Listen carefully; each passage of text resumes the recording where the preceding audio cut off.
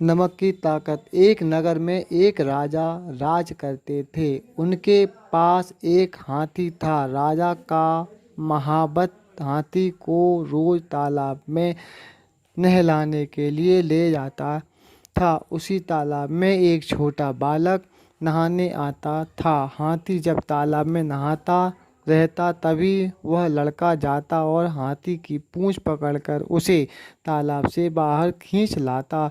यह रोज की कहानी बन गई थी। महावत बड़ा आश्चर्यचकित होता कि यह छोटा सा बालक ऐसा कैसे करता है।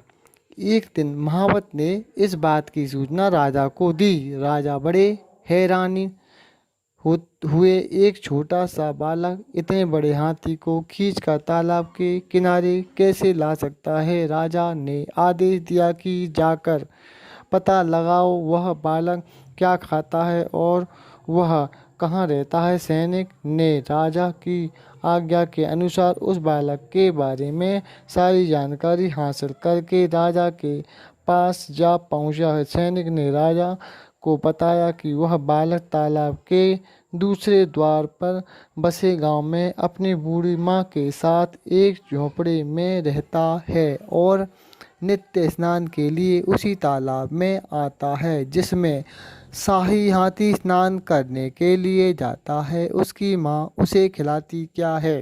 राजा ने सैनिक से पूछा। सैनिक ने जवाब दिया, नमक रोटी। सिर्फ नमक रोटी खाने से उस बालक में इतनी ताकत है कि वह इतने बड़े हाथी को तालाब से बाहर खींच लाता है। राजा ने कहा। सैनिक ने कहा, जी महाराज, यही सत्य है। वह बालक सिर्फ नमक रोटी ही खाता है। क्या नमक में इतनी ताकत होती है? सैनिक ने कहा, जी महाराज, नमक में बहुत ताकत होती है। सैनिक ने जवाब दिया। सैनिक की बात सुनकर राजा को हंसी आ गई।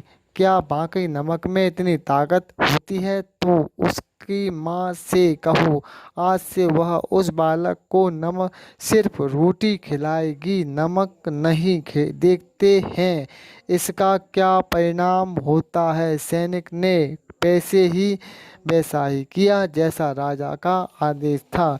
अब वह बालक बिना नमक के रोटी खाने लगा। अगले दिन से जब भी वह बालक तालाब में हाथी को खींचने की कोशिश करता वह हाथी को खींच नहीं पाता, बल्कि हाथी उसे खींचकर तालाब के बीचों बीच लेकर चला जाता है। महावत ने इस बात की सूचना राजा को दी। राजा प्रसन्न हुए जिनकी उनकी यह युक्ति काम कर गई और वे इस बात को भी समझ चुके थे कि वाकई नमक में बहुत ही ताकत होती है। शिक्षा। अगर प्रसन्न मन से नमक रोटी भी खाई जाए तो उससे भी शरीर को बहुत ताकत मिलती है।